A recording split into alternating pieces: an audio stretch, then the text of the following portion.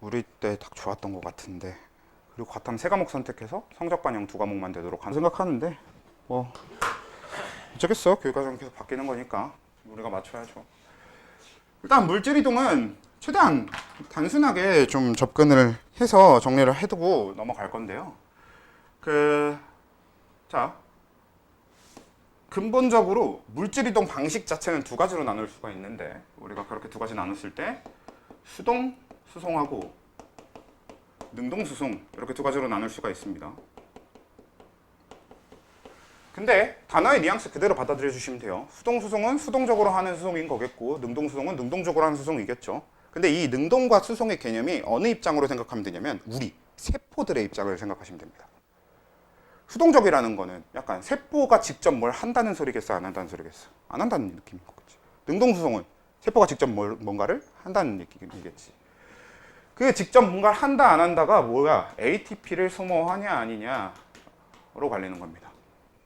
그러니까 우리 ATP를 소모할 필요가 없는 수송들을 수동수송이라고 하고 ATP를 소모하는 수송들을 능동수송이라고 하는데 그 얘기는 결국 얘는 원래 자연에서도 일어날 수 있는 것들이란 얘기고 이건 우리가 직접 뭐 어떻게 해줘야만 일어날 수 있는 거란 얘기지.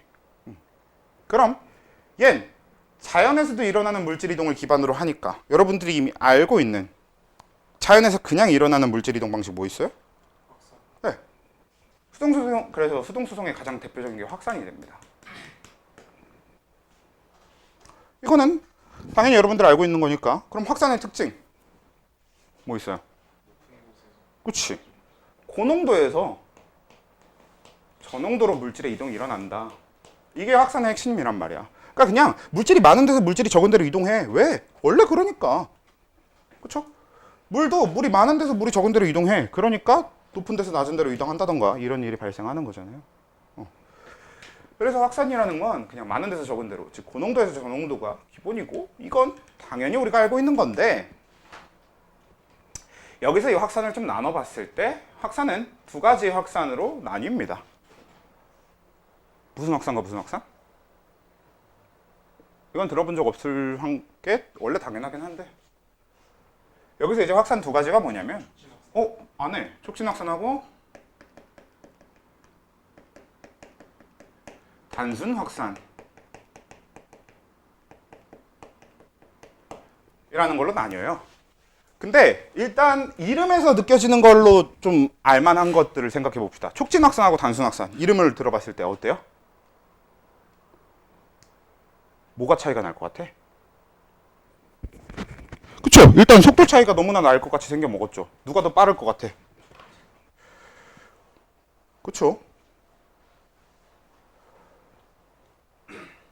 잠깐만.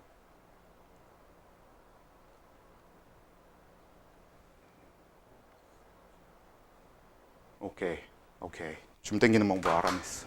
아무튼 그래서 촉진 확산 쪽이 더 빨라 보이잖아. 이런 명칭부터가 촉진은 뭔가 촉진하니까 촉진에서 일어나는 확산이니까 좀 더 빠를 것 같고 단순 확산은 좀 더 느릴 것 같고.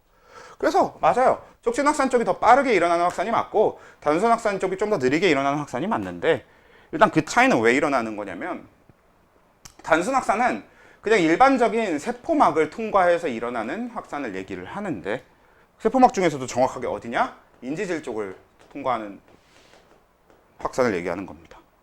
그럼 얘는 이제 뭐냐? 촉진 확산은 세포막이 아니라 그 막에 있는 단백질. 사실 막단백질도 세포막의 일부기 때문에 이것도 세포막을 통과한다 그러면 맞긴 맞거든요. 그러니까 엄연히 따져보면 인지질층을 통과하느냐 막단백질을 통과하느냐가 차이가 나는 거지. 사실 둘 다 세포막을 통과하는 거긴 해요. 그래서 세포막에 막단백질이 없는 그냥 일반적인 부분을 통과하냐 아니냐로 나눠서 이렇게 인지질층을 통과하면 단순 확산, 그리고 막단백질을 통과하면 촉진 확산 이렇게 나뉘고요.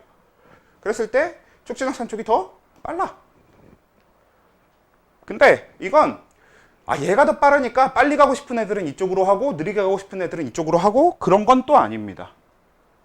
그냥 근본적으로 단순 확산으로 이동할 수 있는 애들이 있고 없는 애들이 있어서 그 단순 확산으로 이동할 수 없는 애들이 움직이도록 만들어주는 게 촉진 확산이란 말이야. 사실 이거는 우리 생활에서도 꽤 디테일하게 다뤘던 부분이긴 한데 저 명칭만 안 썼을 뿐이지 디테일하게 다뤘을 부분이긴 한데 자, 예를 들어서 나트륨은 인지질막을 통과할 수 있나요? 이 나트륨 이온은 인지질막을 통과할 수 있나요? 왜 못 통과했죠? 인지질막을 통과할 수 없는 이유가 뭐였지?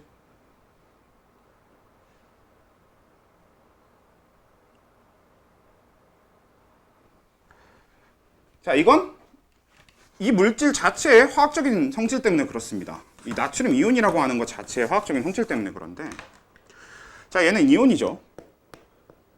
지금 이 얘기는 그 화학을 한 사람들한테 이해하기 더 유리할 텐데, 이온이라는 것 자체가 어떻게 해서 만들어지는 것들이 이온입니까? 네, 전자를 얻거나 잃어서 만들어지는 거 맞아요. 그거 좋은데, 이온은 그냥 대기 중의 상태로 존재할 수 있게 없게? 없어요. 물론 고체 상태로 이온 결합을 해서 존재할 수는 있지만, 그건 이제 화학에서 할 얘기기도 하고, 그리고 그걸 우리가 이온들이 따로 떨어져 있다고 얘기하진 않으니까. 그러면 이렇게 독립적인 나트륨 이온 이런 게 존재하려면 얘는 무슨 상태여야 되게요, 항상? 그치, 물에 녹아 있어야 됩니다. 그 얘기는 얘는 원래부터 물에 어떻다는 얘기야? 잘 녹는다는 얘기여야 되겠지. 이온은 원래 물에 잘 녹아요. 우리가 흔히 그런 걸 뭐라고 해? 친수성이라고 표현하죠. 그러니까 Na 플러스 나트륨 이온 같은 건 친수성이야. 그리고 이런 친수성 물질들이 친수성인 것 때문에 인지질막을 통과하지 못합니다. 인지질막의 구조를 보면 이게 인지질이란 말이야. 요게 인이고 이게 지질이에요.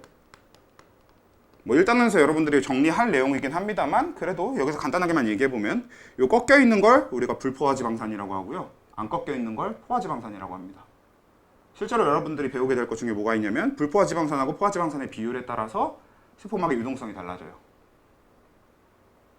그러니까 무슨 얘기냐? 얘가 약간 액체 같은 성질을 띠는 기름이고요, 얘가 약간 고체 성질을 띠는 기름이에요. 그래서 액체 성질을 띠는 기름이 많으면 많을수록 세포막이 좀 흐물흐물 거리는 거지. 그래서 이동성이 강하고요. 대신에 오히려 반대쪽 이 고체 쪽 이 기름이 많으면 많을수록 어떻게 되겠어?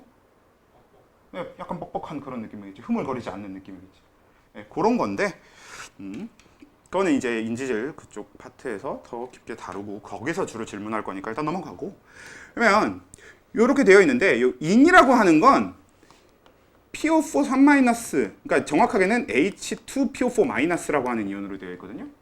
근데 뭐가 됐든 아무튼 얘는 친수성, 물이랑 친해. 근데 얘가 지질이니까, 지질은 곧 기름이란 말이지. 기름이니까 물이랑 친해, 안 친해? 안 친해. 뭐라고 표현해?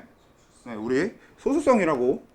그러니까 지용성이라는 표현도 생명과학에서는 많이 쓰긴 하는데, 원래 가장 과학적인 표현으로 가보면 친수성, 소수성. 사실 이거보다 더 과학적인 표현으로 가보면 극성, 무극성이 있는데, 그건 이제 생명과학에서 주로 다루는 표현은 아니니까. 그래서 얘는 친수성이고 얘는 소수성이란 말이야. 근데 인지질 그 세포막은 이런 인지질이 이렇게 이중으로 되어 있어서 쭉 나열되어 있는 게 세포막의 구조란 말이지. 이렇게 인지질 이중층 구조로 되어 있는 게 세포막의 기준이야. 그러면 친수성 물질이 얘를 통과하려고 이렇게 오잖아? 그럼 얘는 머리랑 친하니까 얘랑은 붙어있고 얘네랑 안 친하니까 여길 들어갈 수는 없는 그 상태가 되는 거죠. 그래서 친수성 물질들은 세포막을, 그러니까 인지질막을 통과할 수 없도록 되어 있는 겁니다. 근데 소수성 물질들은 인지질층을 그냥 통과해서 지나갈 수 있어.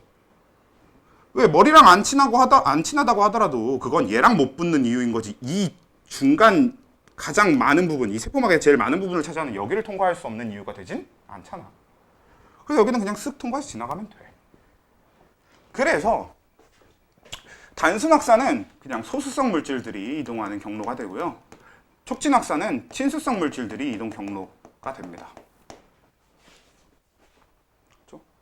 가장 대표적인 게 방금까지 얘기했던 이 나트륨 이온이 이동했던, 그러니까 우리 생원에서 다루는 나트륨 통로, 칼륨 통로 이렇게 해드린 거지. 네, 그래서 끝인데, 여기서 아까 그 20%에 들어있던 걸 살짝 그 중에 조금만 꺼내와서 언급을 해보면, 사실 뒤에 하는 것까지는 요것만 얘기해도 그 뒤에 설명하는 데는 크게 지장 없거든요. 근데 속도 얘기가 굳이 나왔으니까 잠깐 얘기를 해볼 게 뭐가 있냐면, 단순학사는 느리거든? 그쵸? 이름만 봐도 아까 우리 느려 보인다고 했잖아요. 근데 얘는 어떤 느낌이냐면, 단순학사는 비포장도로를 차로 달린다고 생각하시면 돼요. 그러니까 아무래도 어쩔 수밖에 없어. 느릴 수밖에 없지. 근데 대신에 엄청 넓은 들판에 비포장 농도로 이렇게 생각하시면 돼요. 그러니까 차가 달리는 것 자체는 느려도 차가 많아도 서로 차들끼리 방해할 일이 적죠. 그래서 차가 계속 많아지면 그냥 이걸로 차가 가고 있으면 그냥 그 옆으로 쭉 나열되면서 그냥 가면 돼. 그래서 이 단순 확산이라고 하는 건 속도 자체는 느려도 그래도 그 서로 방해할 일이 없어서 물질이 많아지는 것에 영향을 받지는 않습니다. 우리가 흔히 이제 물질의 농도에 영향을 받진 않아. 그 얘기는 반대로 농도가 늘어나면 농도가 늘어날수록 속도가 빨라지는 방식이라는 거지. 왜? 물질 이동 속도는 우리가 어떻게 측정할 거냐면 시간당 통과하는 물질 이렇게 측정할 거 아니야. 그런데 아무리 비포장도로 해도 엄청 넓으니까 한 대일 때는 시간당 한 대가 지나가겠지만 두 대일 때 시간당 두 대, 세 대일 때 시간당 세 대, 네 대일 때 시간당 네 대 이렇게 돼 있는 거지. 이걸 통과하는 게 느려도 다 동시에 통과할 수 있게 되어 있으니까. 근데 촉진확산은 기본적인 속도는 그래서 훨씬 빠르거든요. 왜냐면 얘는 이제 그 엄청나게 넓은 데에 중간에 뚫려 있는 포장도로인 거지. 그래서 얘는 속도 자체는 훨씬 빨라. 포장되어 있으니까 그냥 쑥쑥쑥쑥 다 지나가도록 되어 있단 말이야. 근데 대신에 차가 어마어마하게 많아지면 어떻게 될 거야? 우리 고속도로 차 엄청 많아. 그럼 뭐야? 막히죠. 그래서 얘는 빠르긴 빠른데 이게 농도 자체가 높아지기 시작하면 더 이상 속도가 늘어날 수 없는 지점이 나타나게 됩니다. 길이 막히는 거지, 간단하게. 그래서 이게 단순확산과 촉진확산의 차이고 이런 식의 그래프가 나타나는 이유가 되는 거고.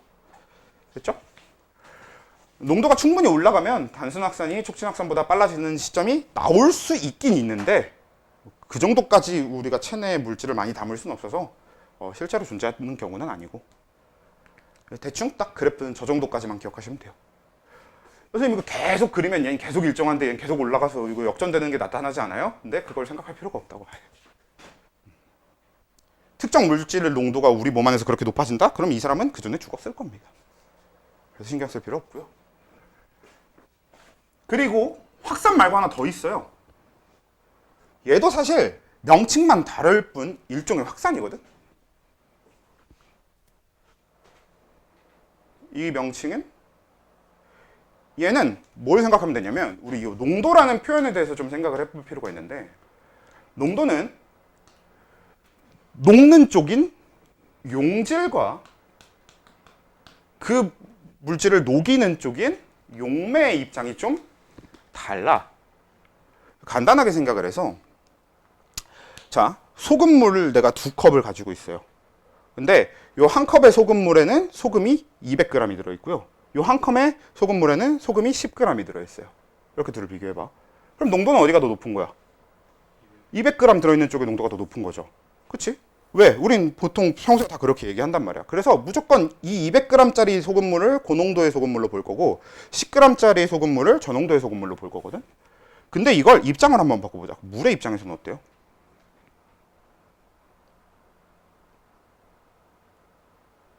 물의 입장에선 200g 소금물과 10g 소금물 중에서 물의 농도가 높은 쪽은 어느 쪽인 거예요?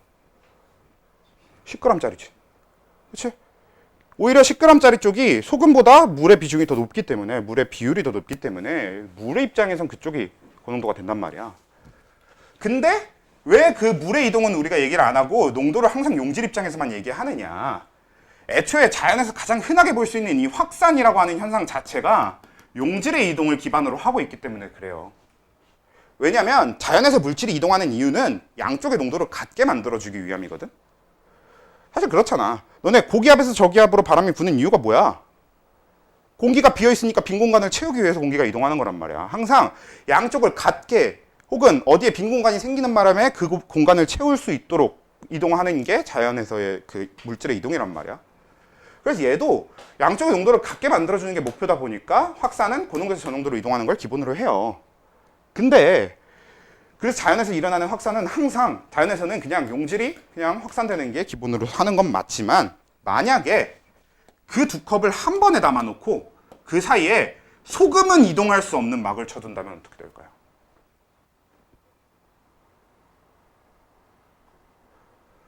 방금 얘가 200g짜리, 그러니까 농도가 엄청나게 농도 20배짜리, 그리고 얘를 농도 1배짜리, 1배짜리라고 할게요. 기분이 나쁘네요. 1배라고 하니까. 아무튼 농도 1배짜리랑 농도 20배짜리랑 이렇게 놓고 가운데다가 소금은 이동할 수 없는 막을 쳐놨어. 그럼 얘는 그냥 양쪽의 농도를 맞추지 않으려고 할까? 아니에요. 그래도 자연은 이 농도를 맞추고 싶어 합니다. 그래서 어떤 증상, 어떤 현상이 발생을 하게 되냐면, 그래도 여기서 여기로 소금이 이동해서 농도를 맞추려고 하겠죠.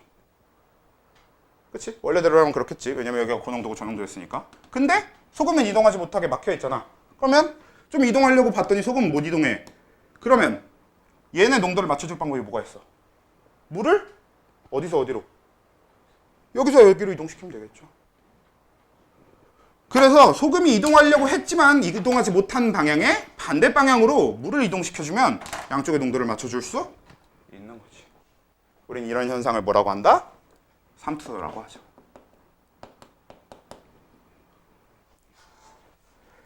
그리고 이 삼투의 필수 조건은 그래서 뭐냐면, 용질이 이동할 수 없지만 용매는 이동할 수 있는 막, 이 막을 어떤 물질은 투과시키지만 어떤 물질은 투과시키지 못한다고 해서 반투과성 막이라고 해요. 모든 물질을 다 통과시키는 막을 우리는 전투과성 막이라고 하거든요. 전투과성 막의 가장 대표적인 게 세포벽이에요. 근데 반투과성 막의 가장 대표적인 게 세포막입니다. 그래서 지금 이 얘기가 생명과학에서 핵심으로 다뤄지는 가장 큰 이유가 뭐냐면, 반투과성 막의 가장 대표가 세포막이라서. 그래서 우리 사람한테는 확산도 중요하지만 사실은 확산 이상으로 삼투가 엄청나게 중요해요. 물론 사람보다 삼투가 더 크게, 더 중요하게 작용하는 애들이 있는데 걔네들이 식물입니다. 네, 식물 얘기는 일단 차차하고, 그렇게 되니까 결국 삼투는 정리를 하면 얘는 확산과 다르게 용질이 아니라 용매가 이동하는 현상이고요. 근데 용매가 왜 이동하냐면 용질이 이동을 못해서 용매가 이동하는 현상이라는 거야. 그래서 얘는 용매가 이동을 못하기 때문에 용질이 이동을 못하기 때문에 용매가 이동하는 현상을 우리가 삼투라고 하는데, 이 삼투에 대해서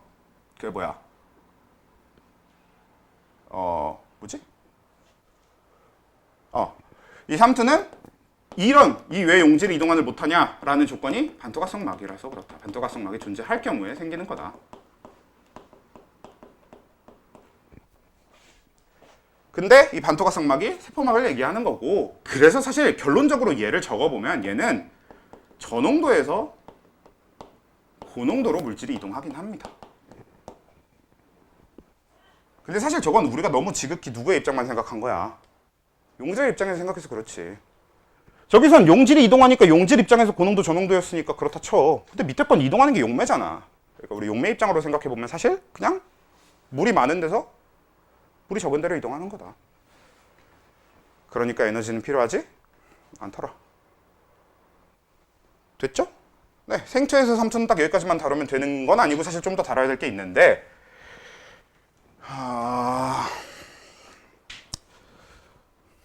다루고 갈까? 그래, 하는 김에 좀 합시다. 이러면은 삼투 관련해서 하는 얘기가 되게 많아지는 거긴 한데 그래도 하고 가자. 화투는 계산도함. 삼투는 생투랑 화투랑 공통적으로 나오는 파트거든요. 근데 화투는 삼투를 가지고 계산도 합니다. 파이는 CRT라고 해서 계산식이 있어요. 아무튼 파이가 삼투합이에요.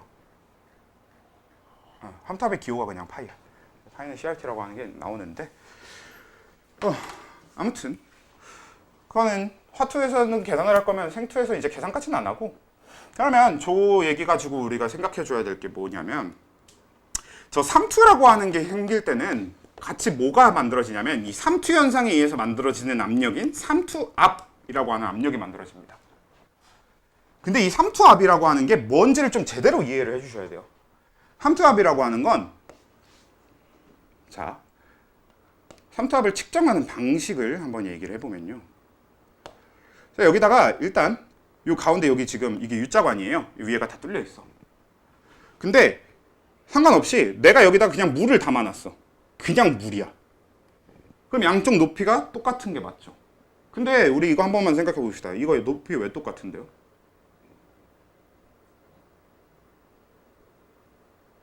왜 높이 왜 똑같아야 되게?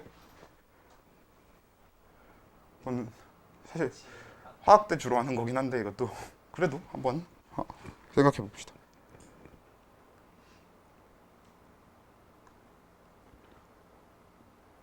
이게 우리 이렇게 기울이면 어떡해?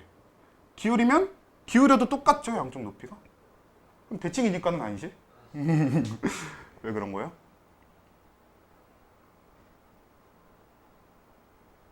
왜냐면 얘네들이 양쪽이 똑같건 안 똑같건 이 높이를 결정하는 건 누가 결정하냐? 위에서 눌러주는 애가 결정하는 거지. 만약에 우리가 이쪽 수면을 억지로 위에서 눌러주면 어떻게 될 거야? 이 물의 수면이 내려가면서 이쪽 수면이 올라갈 거 아니야? 그러니까 눌러주는 힘이 같기 때문에 압력이 높이가 같은 겁니다. 뭐가 눌러주고 있을 거니까 이 위에 뭐가 있어요? 기압. 그렇죠. 대기가 있죠. 대기의 압력인 대기압이 존재하기 때문에 양쪽이 같은 거거든.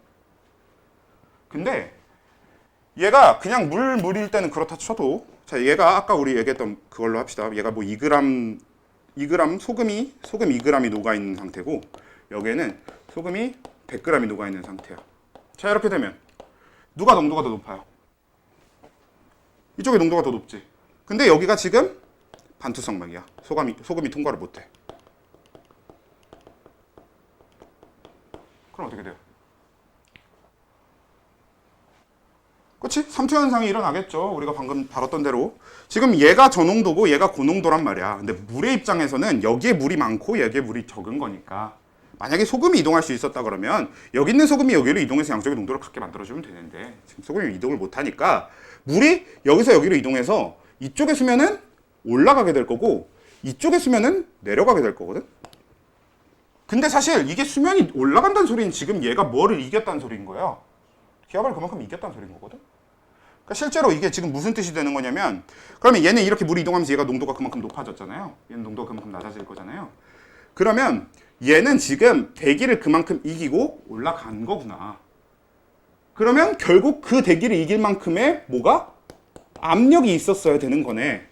이게 삼투압의 원래 이제 그 진정한 의미거든요. 이렇게 삼투압이 만들어졌거든. 삼투압을 어떻게 측정하냐면 이렇게 만들어진 상태에서 여기다가 압력을 눌러. 위에 압력을 측정하는 걸 달아놓고 얘를 눌려서 얘네 수면이 다시 같아질 때까지 필요한 압력을 측정하면 그게 삼투압이에요. 이게 이제 원래 삼투압의 기본적인 근거인데 결국 그럼 삼투압은 어느 쪽에 걸리게 되냐면 농도가 높은 쪽에 걸리게 되는 거지. 그래서 그냥 우리는 삼투압이 농도에 비례합니다. 라고만 알아두시면 돼요. 너는 이제 더 알아야 될 텐데 그럼 이제 우리 화학 때 하고요. 생투에서는 딱 여기까지만 알아두시면 됩니다. 애초에 왜 우리 삼투압이라는 표현을 지금 처음 본 건 아니잖아. 우리 그 생원하면서도 삼투압 다뤘었단 말이야. 그때 완전히 농도 이퀄 삼투압 했었잖아요. 그치? 그게 이런 이유 때문에 그런 겁니다. 그런데 그러면 농도가 높을수록 삼투압이 높다라고 하는 걸 이해를 하시고 그러면 이 삼투압이라고 하는 건 결국은 뭐냐? 삼투압이 높은 물질은 곧 농도가 높은 물질이라서 그런 얘기는 잠재적으로 삼투를 통해서 물을 흡수하려는 힘이 강한 애들이 삼투압이 높은 애들인 거지. 그쵸? 그쵸? 그걸 동물과 식물한테 나눠서 적용을 해보면 왜 나눠서 적용을 하는지는 보면요. 우리가 표현으로는 이제 저장액이라고 한다던가 저장액, 등장액, 고작액 이렇게 식의 표현을 쓰는데 이건 무슨 얘기냐? 동물 세포보다 농도가 낮은 용액을 저장액 그리고 그 세포가 같은 농도를 갖는 걸 등장액 그 세포보다 높은 농도를 갖는 걸 고장액 그냥 이렇게 부르는 겁니다. 식물 기준으로의 저장액, 등장액, 고장액도 따로 있을 거고 같은 농도면 등장액, 낮은 농도면 저장액, 높은 농도면 고장액 세포랑 비교해서 낮으면 높으면 같으면 이렇게 이름을 지어놓은 거라고. 이름 자체는 등이면 같은 거고 고면 높은 거고 저는 낮은 거니까 구분이 어렵진 않죠. 근데 이걸 왜 동물하고 식물을 나눠야 되냐면 애초에 다르고요. 식물과 동물의 등장액은 농도가 서로 다르고. 동물 기준 등장액이 이게 뭔지 알아? 이게 우리가 흔히 쓰는 식염수, 생리식염수가 됩니다. 주로 뭐? 렌즈 닦을 때 쓰는 거. 혹은 우리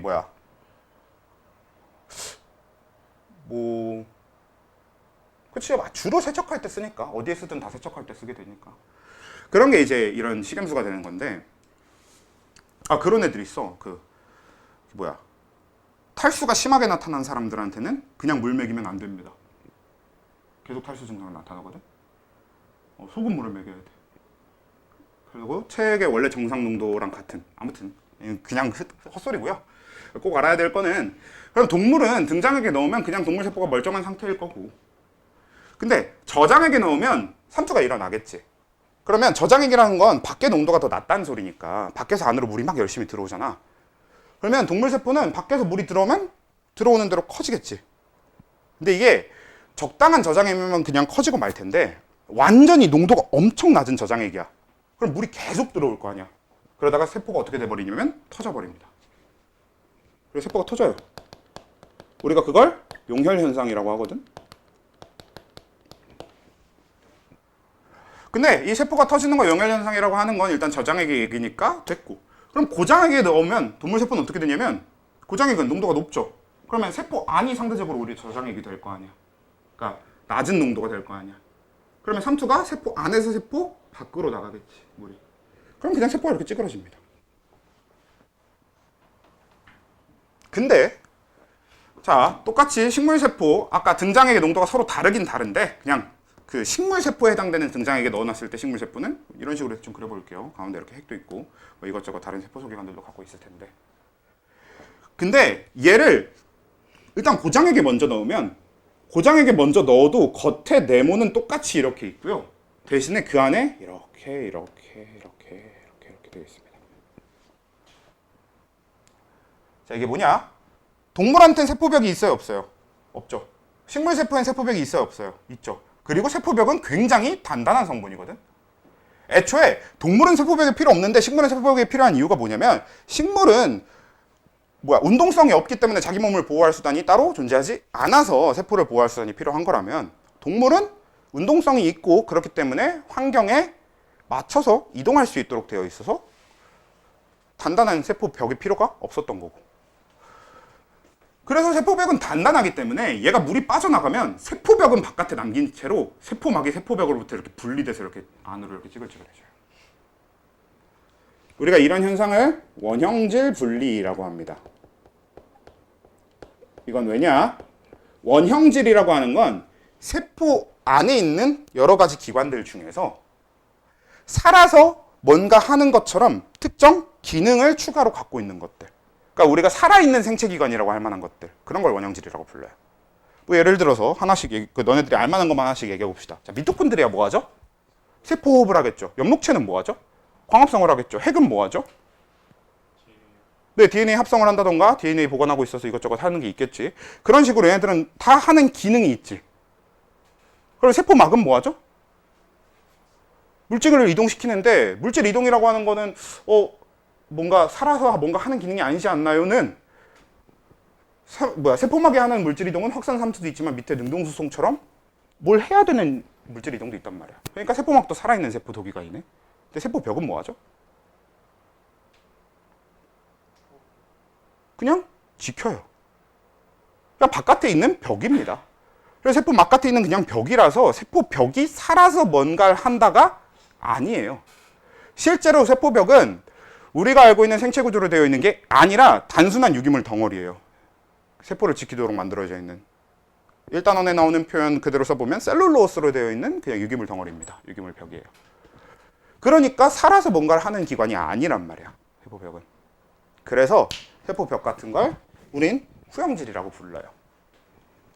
살아서 뭐 하지 않는 이런 세포 소기관을 후형질이라고 하는데, 지금 세포막을 포함한 세포질 내부에 있는 이 원형질들이 후형질인 세포벽으로부터 분리가 되었다라고 해서 그냥 원형질 분리라고 부릅니다. 근데 이 원형질 분리는 언제부터 일어나냐면 식물을 등장액보다 조금만 높은 농도에 넣어줘도 바로 원형질 분리가 일어나기 시작해요. 그래서 동물은 등장액에서 그냥 멀쩡하고 고장액은 그냥 찌그러지고 저장액은 커지다가 너무 심하면 터져서 그걸 용혈 현상. 그러니까 특별한 명칭이 여기만 달려 있잖아요. 근데 식물은 고장액에선 원형질 분리. 그럼 등장액에서 뭐라고 부르냐면 이걸 한계 원형질 분리라고 부릅니다.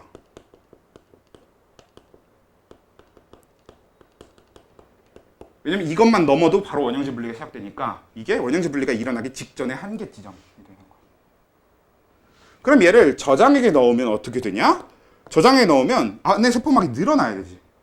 그러니까 물이 들어올 거 아니야, 저장액에 넣으면. 그러면 저장액에 넣어서 물이 들어오면 얘가 커져야 되는데 문제는 커지는 건, 작아지는 건 그냥 분리하면 작아지면 됐지만 커지는 건 밖에 세포벽들이 어떻게 할 거야? 막을 거 아니야. 그렇죠?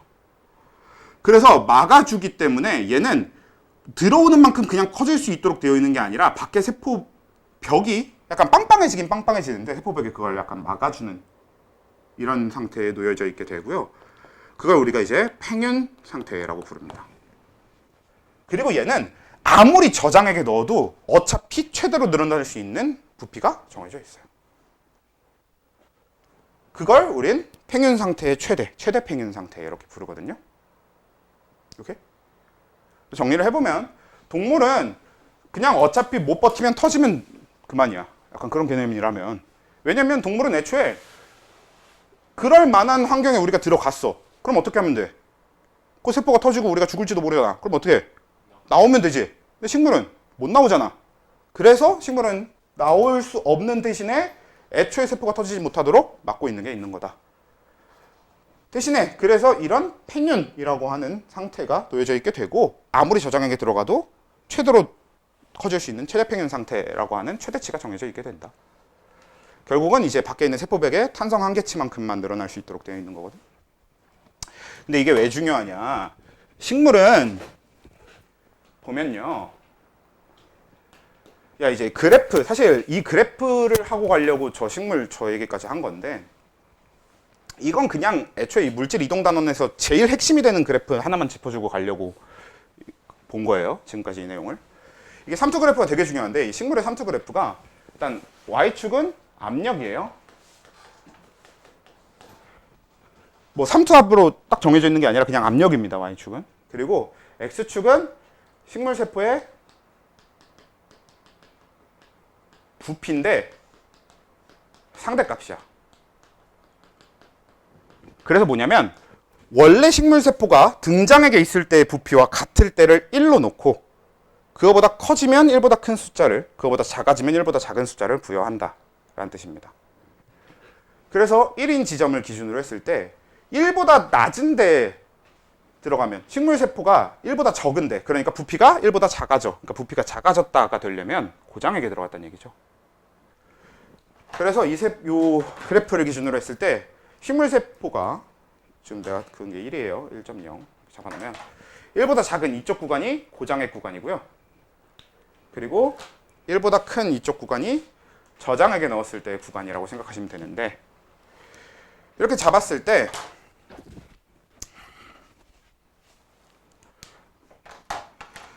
일단 첫 번째 삼투압 그래프가 어떻게 될 거냐면 삼투압 그래프는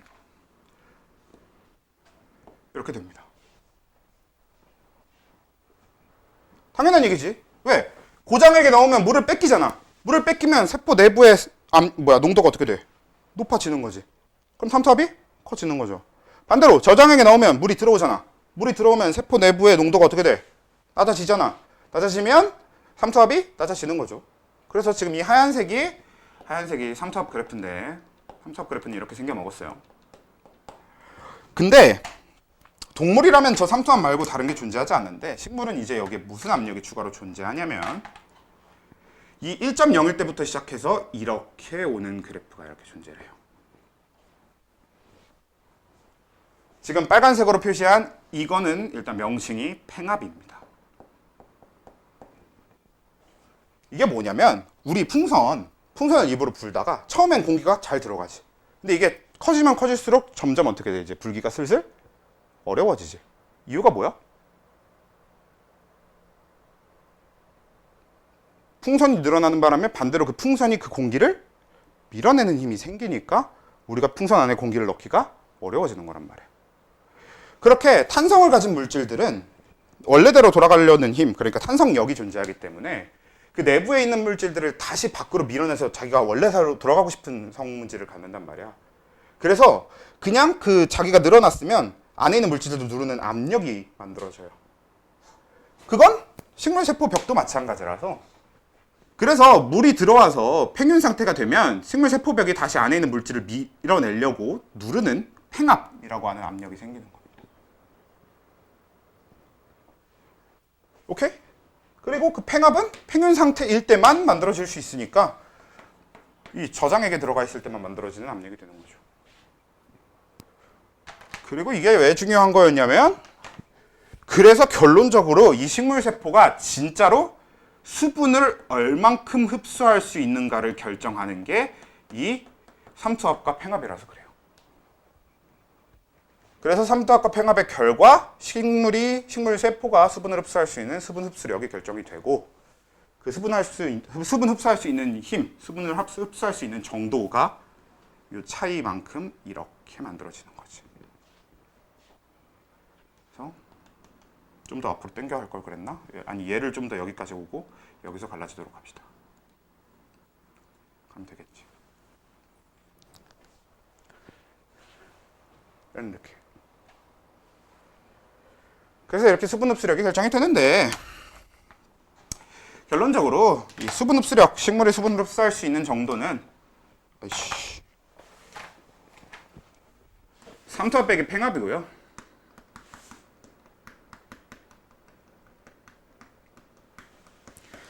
그래서 팽압이 존재하기 이전 상태, 그러니까 원형질 분리가 일어나고 있거나 한계 원형질 분리 이전에 이 부피를 갖는 지점에서는 삼투압과 수분 흡수력이 같아.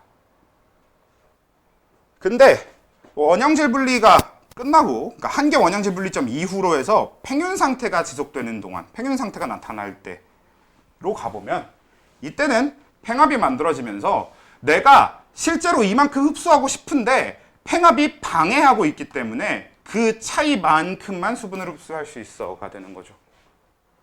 그리고 최대 팽윤 상태에서의 수분 흡수력은 0이다. 그래서 최대 팽윤 상태를 기준으로 부피가 더 이상 커질 수 없더라.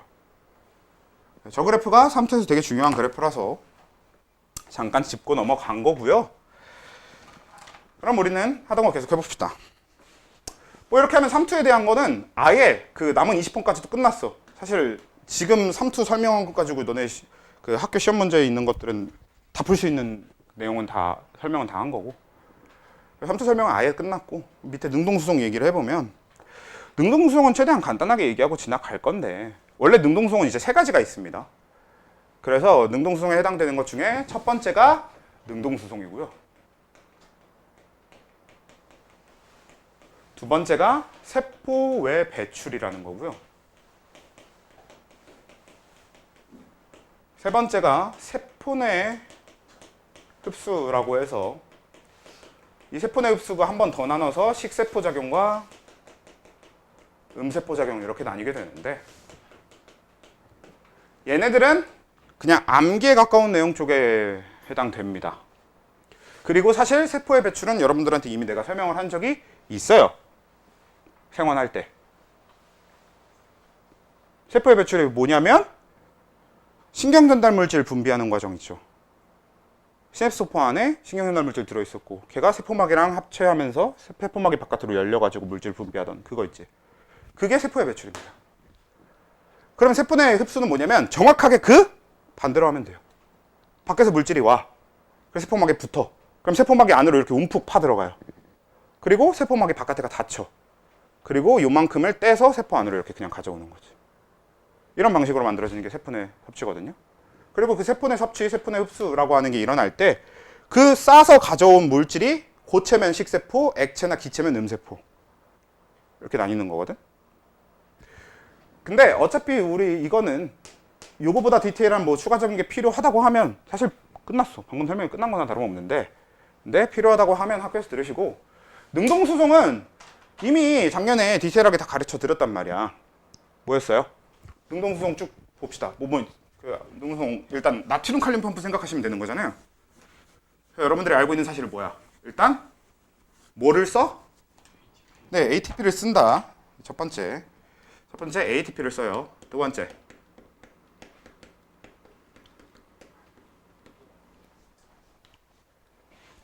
ATP 쓰고 그건 나트륨 칼륨 펌프만의 특징이었으니까. 그러니까 물질 이동이 전반적으로 어때? 고농도 저농도 방향이 아니라 저농도에서 고농도 방향으로도 일어날 수 있도록. 그러니까 오히려 얘는 같은 농도였다고 하더라도 그 농도를 차이를 만드는 거잖아. 그러니까 그냥 농도 방향을 저농도 고농도라고 일단 하면 되지. 한 물질만 이동시켜도 거기서는 바로 이쪽이 저농도 고농도가 될 텐데 거기서 계속 끌어올릴 거 아니야. 그래서 저농도 고농도를 올리는데 그러니까 그 목표가 어디 있었냐면 농도 기울기를 형성하는 데 있었던 겁니다. 그치? 그러니까 무슨 얘기? 한쪽의 농도가 높고 한쪽이 낮은 상태를 유지하기 위해서 능동수송이 일어났던 거야. 왜? 우리 나트륨 칼륨 펌프가 어땠는데 바깥에가 나트륨이 많게 안에가 칼륨이 많게 유지하려고 하는 거거든. 그게 그래야만 탈분극이 일어날 때 나트륨이 들어오게 해서 탈분극을 만들 수 있고 재분극이 일어날 때 칼륨을 내보내서 재분극을 할 수 있게 그러도록 평소에 한쪽은 나트륨이 많고 한쪽은 칼륨이 많은 상태를 유지하도록 일어나고 있는 게 능동수송이란 말이야. 그래서 능동수송의 목적은 이렇게 저농도에서 고농도로 물질 이동시켜서 농도 기울기를 만드는 데 있고요. 그리고 ATP를 소모한다인데 여기서 이제 생초로 넘어오면 하나만 바꿔주시면 되는데 뭐냐? 이걸 에너지 소모로만 바꿔주시면 됩니다. 단지 그 에너지 소모하는 애들 중에서 가장 대표적인 게 ATP였을 뿐인 거야. 왜냐면 이제부터 우리가 할 애들은 ATP가 아닌 에너지를 쓸 거거든요. 까지 했으면 이제 호흡을 들어갑시다.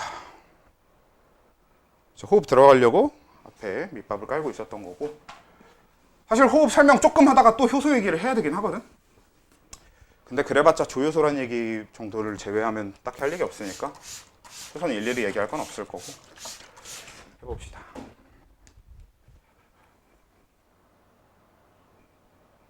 물을 너무 많이 뿌렸나? 어쩔 수 없죠. 오늘은 웜업이라고 생각하고 호흡은 좀 최대한 단순한 내용들만 위주로 하고요. 다음 주에 이제 본격적으로 회로 암기하고 회로 설명해드리고 회로 암기하고 이런 건 다음 주에 이제 주로 합시다. 여러분들은 세포호흡에서 세포호흡 이제 과정을 아예 전체적으로 디테일하게 볼 거야. 우리가 앞에서 다루던 세포호흡에 대한 내용은 간단하게 뭐였냐면 포도당을 분해한다. 그래서 이화작용에 해당되는 물질 대사였다. 그래서 결과적으로 뭘 만들었었다? ATP를 만들었었다. 그래서 그 ATP를 이용해서 우리가 사용하고 어쩌고 이런 얘기가 나왔었던 거잖아. 그거 말고 아예 이제 디테일하게 더 들어가서 세포호흡은 3개의 과정으로 이루어져 있어요. 일단 첫 번째, 세포호흡의 가장 근본이 되는 과정인 해당 과정 내지는 해당 작용이라고 부르고요. 해당 작용 내지는 해당 과정이 첫 번째 단계가 되고요. 그 다음에 두 번째, TCA 회로 내지는 TCA 사이클이라고 부르기도 하고요. 원래 정식 영명이 TCA 사이클이고 그걸 그냥 해석해 놓은 게 TCA 회로라서 우리는 TCA 회로라고 부르고. 근데 사실 이해하는 데는 회로, 사이클 둘 다 뭐 상관은 없을 것 같아. 왜냐면 둘의 뉘앙스를 그냥 다 생각해 주시면 돼요. 사이클이라고 하는 건 뭐야? 순환하는 거죠. 그래서 그 순환한다라는 것도 좀 그냥 그런 뉘앙스구나 아셔 두시면 되겠고, 회로라고 하는 건 뭐야? 뭔가 순차적으로 그치 따라서 진행돼야 되는 거죠. 그러니까 TCA 회로라고 하는 건 어떤 순차적인 이렇게 과정을 이렇게 거치게 될 건데 그게 사이클의 형태로 이렇게 순환되는 형태가 될 거다. 그냥 그 정도로만 뉘앙스를 일단 잡아주시고, 그 다음에 세 번째 산화적 인산화. 이걸 내가 띄어쓰기를 안 했더니 애들이 자꾸 이상한 해석을 하더라고. 이거 붙여 적으면 산화적인 산화가 되거든요. 띄어쓰기 역을 해버리더라고. 이거 좀 난감해가지고 열심히 띄어쓰기를 하기로 했어요. 이거 적을 때만큼은. 네. 산화적 인산화라고 하는 과정이 이렇게 3가지가 될 텐데, 일단 이 둘은 외워야만 하는데 외우기가 꽤 어렵고요. 외울 게 좀 많고요. 산화적 인산화는 정말 제대로 이해를 해주셔야 되는 그런 파트가 될 건데, 일단 아마 회로에 대한 본격적인 얘기는 좀 다음 주에 하고, 오늘은 이런 거에 일어나는 이 미토콘드리아에 대한 얘기를 핵심적으로 하게 될 겁니다만, 일단 이 첫 번째 과정인 해당 과정은 우리 세포호흡은 미토콘드리아에서 일어난다고 알고 있잖아요. 근데 세포호흡 전체 과정 중에 이 해당 과정이라고 하는 얘는 이 미토콘드리아에서 일어나는 게 아닙니다. 그러니까 이 두 개는 미토콘드리아에서 일어나도록 되어 있고, 그럼 얘는 어디서 일어나느냐? 세포질에서 일어나도록 되어 있어요. 이건 이유가 뭐냐면, 자, 이렇게 나눠져 있는 것 중에 제일 처음 해당 과정에서 하는 일이 뭐냐면 포도당을 분해해요. 근데 포도당을 완전히 다 분해하는 게 아니라 포도당을 한 번만 분해해서, 그러니까 반절로 이제 반갈을 하는 겁니다. 왜냐면 포도당이 사실 아직도 미토콘드리아 안으로 들어가기 너무 커요. 그러니까 포도당 C6H12O6라고 하는 얘는 세포 안으로 들어가기엔 충분히 작아진 게 맞는데, 미토콘드리아는 그 세포 안에 들어있는 또 되게 작은 애란 말이야. 그러니까 미토콘드리아 안에다가 포도당을 꾸겨 넣기에는 너무 큰 거지, 물질이. 그래서 한 번 더 나눠줘야 되는 과정이 있어가지고 세포질에서 해당 과정이 되도록 한다가 우리가 이해하면 되는 입장이거든. 근데 사실 근본적으로 원래 제대로 이해하려면 어떻게 이해를 하셔야 되냐면요, 원래 이 두 과정은 후천적으로 만들어진 거고요. 태초에 원래 세포가 처음 만들어졌고, 이 세포 안에 미토콘드리아라고 하는 게 존재하지 않을 시절, 즉 원핵세포 기준으로 했을 때 이 원핵세포들은 해당 과정을 원래 할 수 있었습니다. 그리고 그런 원핵세포들은 해당 과정을 통해서 ATP를 얻어서 썼었어. 이 뒤에 과정을 추가로 하는 게 아니라. 그러다가 진핵생물로 넘어오면서, 이 진핵세포로 넘어오면서 미토콘드리아라는 게 만들어지고, 그리고 얘를 추가로, 해당 과정 끝난 애를 추가로 더 분해해서 ATP를 뽑아 쓸 수 있도록 만들어져 있게 된 겁니다. 사실 우리 입장에서는 포도당이 이 안으로 들어가기엔 아직 너무 크니까 한번 나누려고 세포질에서 뭔가를 하는구나 라고 생각을 하겠는데, 우리 입장에서는 그렇게 생각하면 편한 건 맞는데 실제로는 그렇지가 않다고. 실제로는 이 뒤의 과정이 사실 우리가 생각하는 진정한 의미의 세포호흡이 되고요, 이 첫 번째 과정은 세포호흡과 관련 없이 원래 예전부터 그냥 생물들이 하고 있었던 거라고. 미토콘드리아가 없는 생물들이 다 하고 있던 거라고. 그 근본적인 가장 큰 근거가 뭐냐면, 우리 뒤에서 이제 발효, 세포호흡 끝나면 광합성 넘어가기 전에 발효를 살짝 다룰 텐데, 해당 과정은 발효에서도 일어납니다. 즉 산소가 있든 산소가 없든, 그러니까 산소가 있는 호흡, 산소호흡이든 산소가 없는 무산소호흡이든 상관없이 해당 과정은 똑같이 일어나요. 그래서 얘는 산소랑 관련이 없는 과정이거든. 그런 얘기는 디테일하게 뒤로 가면 갈수록 어차피 더 확실하게 잡힐 테니까 우리가 내용을 직접 얘기하면, 해당 과정이 그래서 그 안에 어떤 내용이 들어있고 어떤 과정으로 진행되는지 다 직접 얘기하면 더 확실하게 잡힐 테니까, 일단 미토콘드리아 얘기부터 그래서 얘기를 해보면요. 자, 우리 미토콘드리아 어떻게 생겨 먹었냐? 이렇게 생겨 먹었습니다.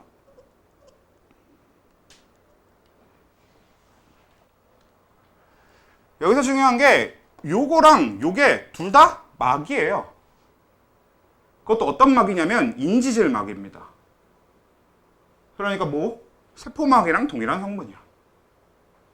그래서 우리가 이런 식으로 막을 두 겹을 갖는 소기관들을 이중막 구조를 가진 소기관이라고 하거든요. 그래서 이렇게 이중막 구조를 가지고 있는데, 이중막의 명칭은 되게 중요해요. 외워두셔야 되는데, 이걸 바깥쪽 막 외막이라고 부르고요, 이걸 내막이라고 부르겠죠.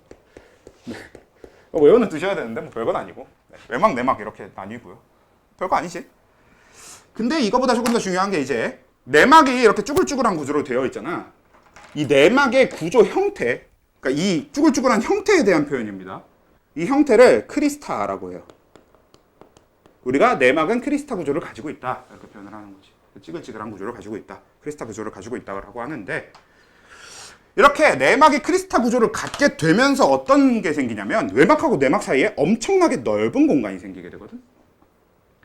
이 넓은 공간을 써먹으려고 하는 건데, 얘도 이제 이름이 되게 중요한데, 얘를 이제 막 사이 공간이라고 부릅니다. 그러니까 이름이 되게 심플하죠? 좋아요. 너무 좋지. 그래서 외막, 막 사이 공간, 내막 이렇게 부르고, 이게 미토콘드리아가 그래서 참 친절하고 좋아. 우리 엽록체 가면은 이게 명칭이 다 따로 있어요. 그 엽록체 가면은 외막, 내막해서 막이 두 개 있는데 그 안에 막이 또 있거든요. 그걸 우리가 텔라코이드 막이라고 하고, 그리고 텔라코이드 막과 내막 사이의 공간을 스트로마라고 부르고요. 그리고 텔라코이드 막 내부의 공간은 그라나라고 부르고, 이렇게 명칭이 다 따로 있거든. 그거보다 이게 참 좋죠. 마음에 들죠. 그리고 이 내막 안쪽 공간, 여기를 뭐라고 부르냐면 바탕질이라고 불러요. 얘는 기질이라고 부르기도 하는데 요즘은 이제 바탕질이라는 표현을 주로 다 쓰려고 하는 것 같아. 왜냐면 이 기질이라는 표현이 바로 앞에 효소 파트에도 기질이라는 표현이 나오는데 얘랑 완벽하게 다른 의미거든요. 그래서 너네가 생투에 와서 갑자기 주로 써야 되는 표현 두 개를 서로 다른 걸 표현하는데도 불구하고 똑같은 이름인 기질로 해놓으면 헷갈리잖아. 그래서 이쪽을 좀 열심히 바탕질로 표현하려고 하는 걸로 미는 것 같습니다, 요즘은. 근데 만약에 내가 설명을 할 때 기질 하면 그냥 이 바탕질이랑 같은 걸로 생각해 주시면 됩니다. 저도 이제 말을 막 하다 보면은 가끔은 바탕질로 얘기를 하고 가끔은 기질로 얘기하고 막 그렇게 하거든? 그냥 같은 거야. 그래서 이런 구조로 되어 있는데, 뭐 중요한 건, 미토콘드리아 구조는 여기 끝났으니까 회로 얘기를 해야 되겠는데? 중요한 건 저게 전부입니다. 뭐 여기서 더 얘기할 만한 게 원래는 이 막사이 공간은 어떤 특징을 갖고 있냐면요. 이 바탕질에 일단 효소나 단백질류는 보통 여기 다 있고요. 그리고 이 바탕질에서 제일 핵심이 되는 게 뭐가 있냐? DNA를 가지고 있어요. DNA와 RNA가 들어있습니다. 이거 뭐예요? 유전자죠. 유전정보잖아. 유전물질이지. 근데 이 DNA, RNA는 우리의 유전자와 전혀 상관이 없는 유전정보가 들어있습니다. 즉, 누구의 DNA라는 소리냐면 미토콘드리아의 DNA예요. 미토콘드리아는 우리 세포 안에 들어있지만 완전히 독자적인, 독립적인 DNA를 가지고 있습니다. 이게 이제 뭐랑 연결이 되냐면 너네 세포 내 공생설이라고,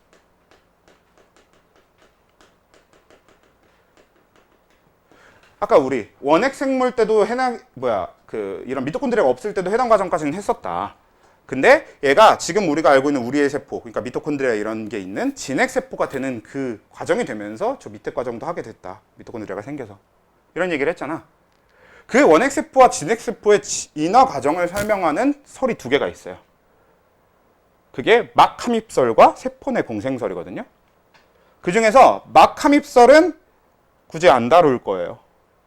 막함입설이라고 하는 게 뭐냐면 세포막이 안쪽으로 들어오게 되면서 생기는 세포소기관들이 만들어졌다. 이런 게 이제 막함입설인데, 뭐 막함입설 때문에 생긴 게 뭐다 이런 거는 세포소기관을 우리가 따로 정리를 안 하고 넘어왔기 때문에 그냥 일단 넘어가고. 근데 이 세포 내 공생설로 만들어진 게 딱 미토콘드리아랑 엽록체예요. 우리가 이걸 알 수 있는 특징이 뭐냐면 얘네 둘 다 독자적인 DNA를 가지고 있고 또 독자적인 RNA도 그래서 가지고 있고요. 거기다가 플러스 원래 우리 단백질 합성이라는 게 일어나잖아. 우리 작년에 했던 거 기억나시는지 모르겠는데, 생원 때 했던 거 기억나는지 모르겠는데, 살아있는 세포라면 단백질 합성 무조건 다 해야 된다. 기억하시나요? 그치? 살아있는 세포라면 무조건 해야 되는 이화작용, 세포호흡. 살아있는 세포라면 무조건 해야 되는 동화작용, 단백질 합성. 이렇게 정리해드렸었잖아요. 그래서 그 중에서 그 단백질 합성이라는 게 일어나려면 꼭 가지고 있어야 되는 세포소기관으로 뭐가 있냐? 리보솜이라는 게 있어요. 얘가 이제 단백질을 합성하는 소기관이거든. 근데 리보솜도 가지고 있습니다. 미토나 엽록체 다. 그리고 또 특이한 게 리보솜도 사람 세포의 나머지 다른 일반적인 세포들이 가는 리보솜과 완벽하게 유전적으로 다른 리보솜을 가지고 있어요. 그러니까 미토콘드리아 자체가 하나의 독립적인 생명체라고 생각할 수 있는 거지. 실제로 미토콘드리아 꺼내놓으면 미토콘드리아 혼자 살 수 있어요.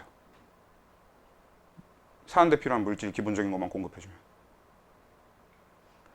그러니까 얘는 그 안에서 혼자서 단백질 합성도 하고 각종 물질 대사해서 살아갈 수 있도록 만들어져 있는 거야. 누구도? 엽록체도.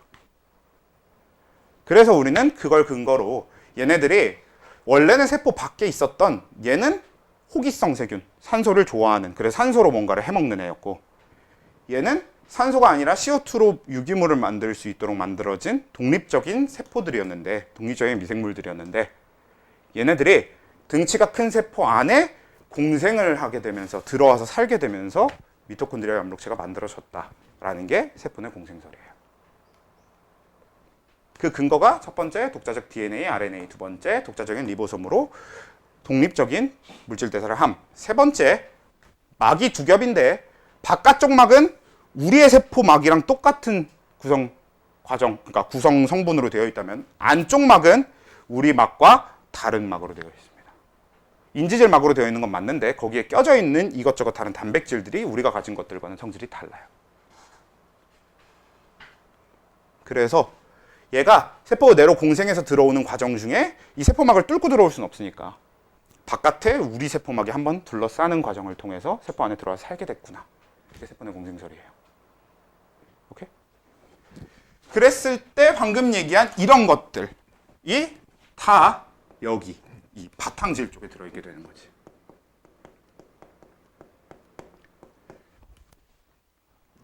이게 이제 미토콘드리아에서 기억해야 될 디테일 첫 번째가 되는 거고요. 두 번째, pH는 뒤에 우리가 왜 pH가 그렇게 되는지는 설명할 거고 설명하면 더 잘 외워지긴 할 텐데 그래도 먼저 잠깐 정리를 해놓고 넘어가 보면 막 사이 공간 자체가 pH가 낮게 설정되어 있고요. 바탕질의 pH가 높아요. 근데 여기서 잠깐 자 pH가 낮다, pH 높다가 여기는 화학하셨었으니까 여기 말고 무슨 뜻이죠? pH가 낮다, pH 높다가 무슨 뜻이야? 네, pH가 낮으면 산성이라는 뜻이고 pH가 높으면 염기성이라는 뜻이거든. 근데 근본적으로는 그런 뜻이 아닙니다. 맞는 얘기지만 그 얘기를 하려는 게 아니라 pH가 낮으면 산성이란 얘기인데 그 얘기는 곧 뭐가 많다는 소리냐? H 플러스 이온이 많다는 얘기고요. 반대로 이쪽은 그럼 염기성, pH가 높은 데니까 여긴 염기성이니까 OH-가 많다. 그 얘기가 아니라 H 플러스가 적다는 얘기입니다. 그래서 여긴 H 플러스가 많게 되어 있는 공간이고요. 막사이 공간은. 그리고 바탕질은 H 플러스가 적어요. 뭐처럼 보여? 딱 봐도 뭐야? 농도 기울기지. 그래서 우리가 뒤에 다루게 될 H 플러스 펌프, 수소 펌프가 저걸 나눠주는 역할을 합니다. 일단 이렇게 되면 미토콘드리아 설명은 끝났으니까 해당 과정 얘기를 하기보다는 그러면 효소를 간단하게 정리하고 마무리를 하는 게 좋겠네요. 자,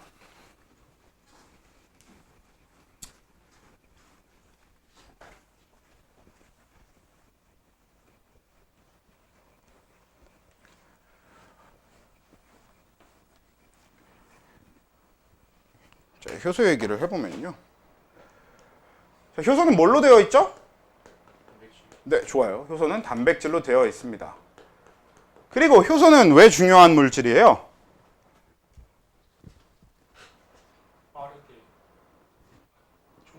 네, 반응의 촉매로서 작용하는데 애초에 물질 대사가 일어나려면 효소가 어떻다고? 꼭 필요하다고 했었죠.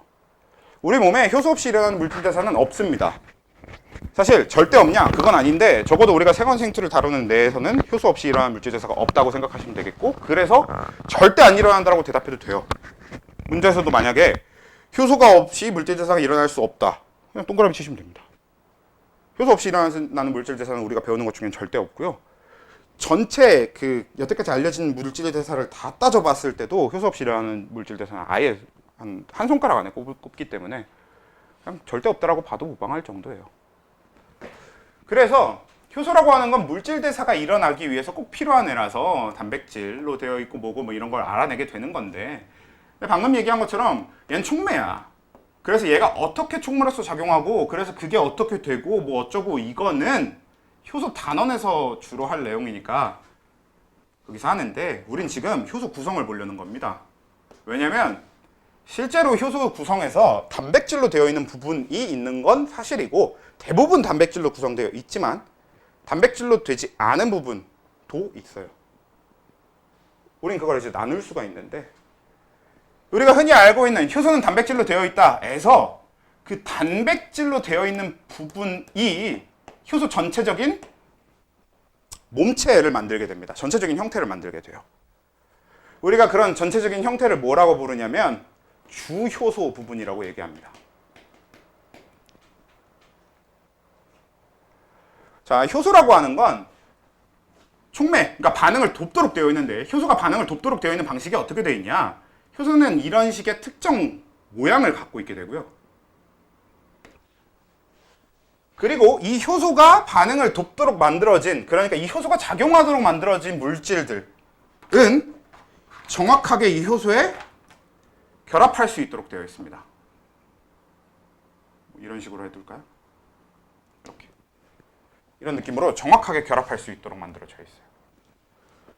우리가 이걸 뭐라고 하냐면 이쪽을 그 효소에 해당되는 이렇게 결합해서 만들 수 있는, 그러니까 사실 이건 화학적인 입장에서는 이제 반응물이 되는 건데 이런 효소에 맞는 반응물을 기질이라고 불러요. 이게 이제 기질에 대한 표현입니다. 그래서 이렇게 효소와 기질이 결합한 상태, 이 상태를 효소 짝대기 기질 복합체라고 불러. 그랬을 때 지금 이 효소에 해당되는 부분의 대부분은 주요소가 차지하고 있는 게 맞고 단백질로 되어 있어요. 근데 만약에 진짜 단백질로만 된 부분을 갖다 놓잖아? 그러면 요만큼 이렇게 빠집니다. 그래서 여기가 이렇게 비어 있어. 그리고 비어 있는 바람에 반응이 일어날 수 없습니다. 그러니까 저기까지 마저 다 채워줘야만 반응이 일어날 수 있거든. 그렇게 단백질로 된 주효소 말고도 일부분을 추가로 채워줘서 이 반응을 완성시킬 수 있도록 주효소를 돕는 부분이 되는 곳을 우린 통틀어서 보조인자라고 불러요. 말 그대로 이제 주요소를 보조한다 해서 그냥 보조인자라고 부르는 거지. 근데 이 보조인자는 두 가지가 있거든.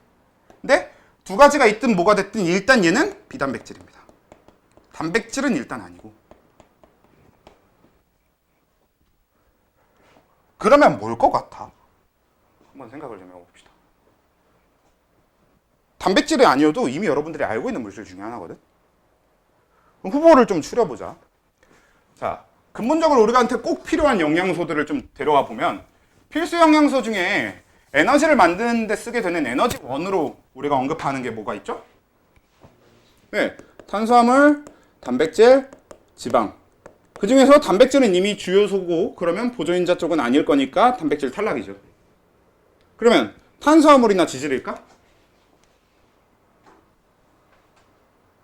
탄수화물이나 지질을 보조인자로 갖다 쓸 거면 차라리 단백질로 만들지 뭐. 이쪽은 너무 단백질보다 더 효율이 떨어진단 말이야. 애초에 이 세 개 중에서 단백질을 우리 몸 최고성 성분의 주로 해놓은 이유가 뭐냐면 단백질은 뭐죠? 네.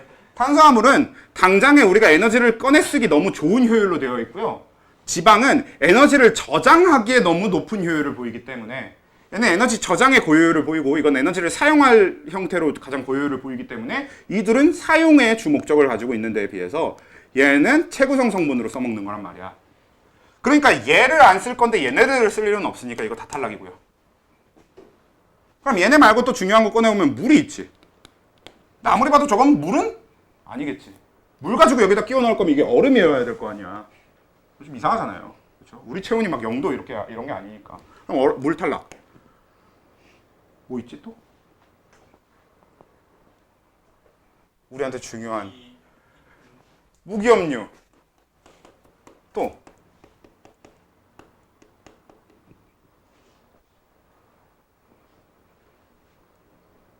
너희들은 잘 모를 건데 너희들 부모님들은 아마 이런 걸 챙겨 드시려고 영양제를 꼬박꼬박 드시고 계실 텐데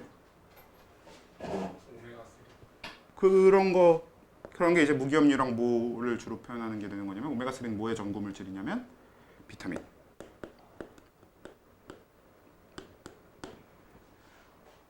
애초에 너네 무기염류랑 비타민이 왜 필요한 거였지?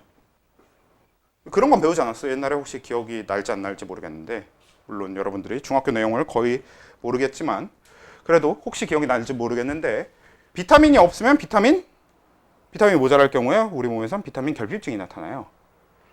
비타민 결핍증이 왜 나타나는 거게? 비타민이 무슨 기능을 하길래? 그게 이겁니다. 비타민과 무기염료가 효소에서 보조인자의 역할을 해요. 그래서 우리 몸에 비타민이나 무기염료가 모자라지잖아? 그러니까 무기염료는 이거 보조인자 말고도 아예 체구성을 하기도 하는데 몸을 아예 구성하기도 해. 대표적으로 인이나 철 같은 경우는 뼈를 구성하죠. 뭐 그런 것들도 있는데 칼슘 뭐 이런 건 뼈를 구성하는데 그 체구성인 거는 빼고 비타민 같은 경우는 체구성 성분이 아니란 말이야. 근데 중요한 이유가 쟤네들이 모자라면 보조인자가 없어요. 보조인자가 없으면 효소가 작동을 못 합니다. 그래서 우리 몸의 특정 물질 대사가 아예 일어날 수 없게 되어버리는 거야. 그러면서 문제가 생기는 게 뭐 비타민 결핍증 이런 거거든. 그래서 비타민 무기염료는 이 보조인자라서 중요한 건데 그 중에서 비타민으로 되어 있는 애들을 우리는 콕 잡아서 조효소라고 불러요. 그리고 저 무기염료로 되어 있는 애들을 뭐라고 부르냐면 그냥 금속이온이라고 부릅니다.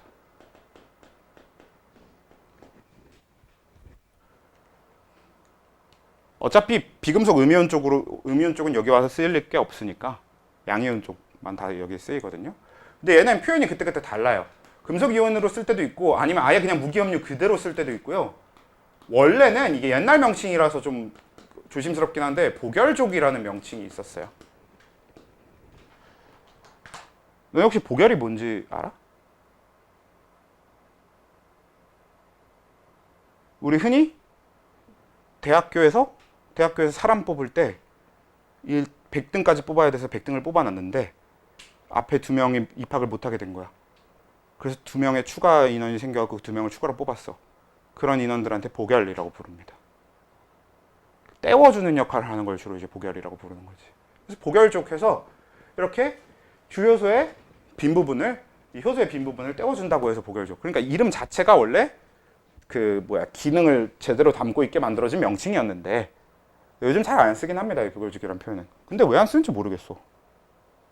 좋은 것 같은데. 아마 대부분 여러분들은 그렇게 연관해서 한다기보단 그냥 새로운 단어를 외워야 되는 거니까 결국. 그래서 뺀 거지 않을까 싶기도 하고.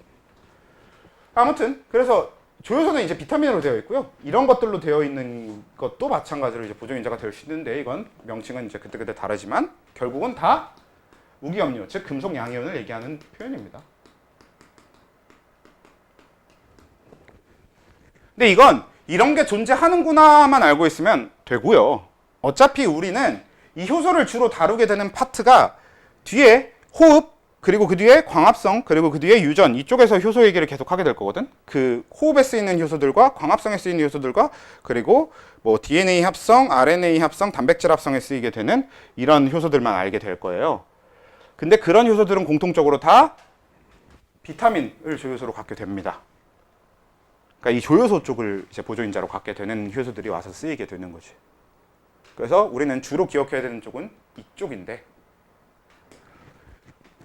일단 명칭만 먼저 기억을 해두면요. 이 조효소 중에 우리가 기억해야 되는 애들이 미리 외워두면 좋은 게 미리 외워둬야만 할 게 NAD 플러스라는 애가 있고요. FAD라고 하는 게 있고요. 그리고 NADP 플러스라고 하는 애가 있고 그리고 COA, CoA라고 하는 게 있습니다. 얘네들은 그냥 이 자체로 일단 명칭을 외워주시면 돼요. 그냥 조효소의 명칭이에요, 이게. NAD 플러스 이건 뭐야? NAD라고 하는 건데 플러스 양이온을 양이온 상태입니다. 그 양전하를 띄어요.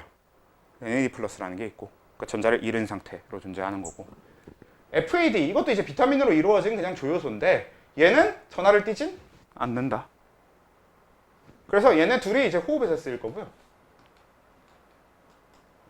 그리고 얘는 NADP 플러스 얘도 마찬가지로 양전하를 띄는 거야. 플러스 전하를 띄고 있는데 얘는 이제 광합성에서 쓰일 겁니다. CoA 얘는 명칭이 되게 간단한데 CoA가 뭐의 줄임말이냐? 뭐 이것도 대문자로 적을 필요는 없었는데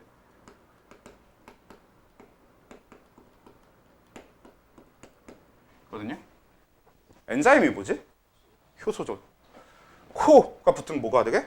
조효소입니다.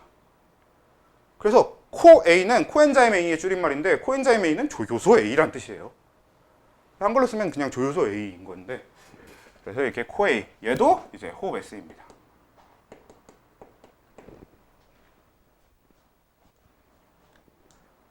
그리고 근데 얘네 세 개가 호흡에 쓰일 거고 얘가 광합성에 쓰일 건데 왜 이 순서로 적었어요?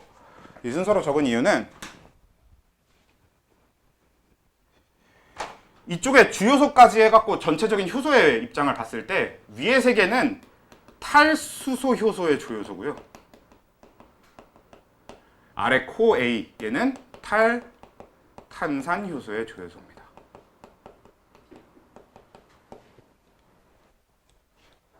근데 저 효소들이 무슨 일을 할지는 이름만 보고 생각을 해보자. 탈수소 효소 뭐 할 것 같아요? 수소를 떼요. 탈탄산 효소는 탄산을 떼요. 탄산은 뭐야? CO2입니다. 여기서 얘기하는 탈탄산 효소가 떼어내는 탄산은 CO2예요.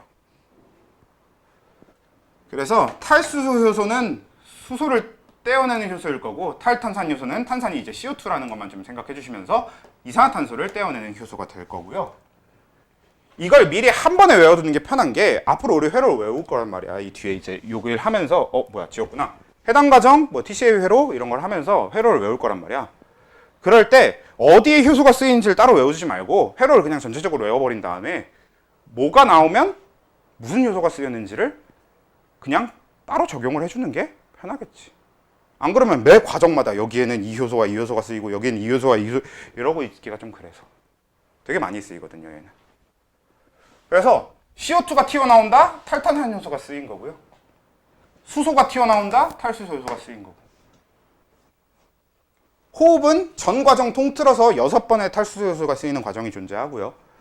그리고 탈탄산 효소는 3번의 탈탄산 효소가 쓰이는 과정이 존재합니다. 광합성은 탈탄산 효소가 쓰이는 과정은 딱히 기억할 만한 건 없고요. 탈수소 효소가 쓰이는 과정은 3번? 4번 정도의 탈수소 효소가 쓰이는 과정이 있는데 이제 그런 걸 차차 외워줘야 되겠지.